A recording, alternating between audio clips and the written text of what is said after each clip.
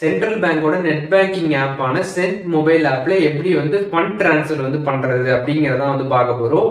உங்களோட அக்கௌண்ட்ல இருந்து இன்னொரு அக்கௌண்ட்டுக்கு எப்படி வந்து அமௌண்ட் வந்து சென்ட் பண்றது அப்படிங்கறத டீடைலா வந்து பார்க்க போறோம். வீடியோ ஃபுல்லா பாத்தீங்கன்னா எப்படின்றத நீங்க தெரிஞ்சுக்கலாம். தெரிஞ்சுக்கிறதுக்கு முன்பாக சேனலை சப்ஸ்கிரைப் பண்ணிடுங்க, பெல் ஐகானை கிளிக் பண்ணி ஆல் அப்படின்றத செட் பண்ணிடுங்க.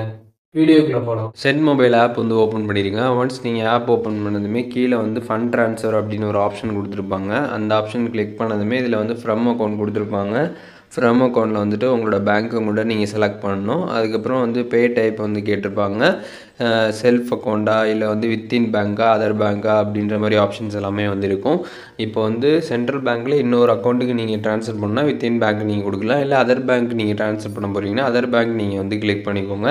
ஒன்ஸ் அதை கிளிக் பண்ணதுமே பார்த்தீங்கன்னா வந்து பெனிஃபிஷியரி வச்சு நீங்கள் வந்து பே பண்ணுறீங்களா இல்லை வந்து குயிக் பேவா அப்படின்னு வந்து கேட்பாங்க. உங்களுக்கு எது வச்சு நீங்கள் பே பண்ணணுமோ அதை நீங்கள் வந்து செலக்ட் பண்ணிக்கோங்க.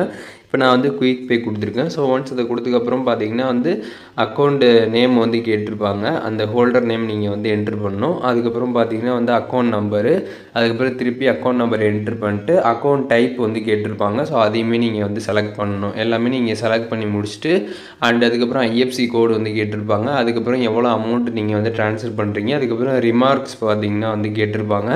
அதில் வந்து ஏதாச்சும் நீங்கள் வந்து செலக்ட் பண்ணிக்கலாம்.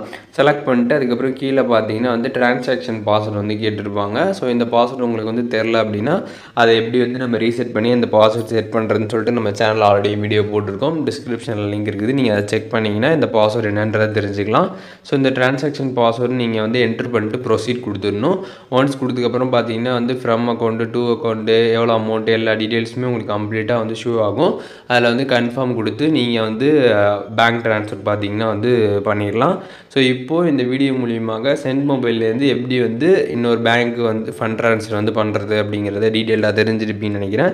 இதில் எதுவும் டவுட் இருந்துச்சுன்னா கண்டிப்பாக கமெண்ட்ஸில் மென்ஷன் பண்ணுங்கள். நான் எல்லாருக்குமே ரிப்ளை பண்ணுறேன்.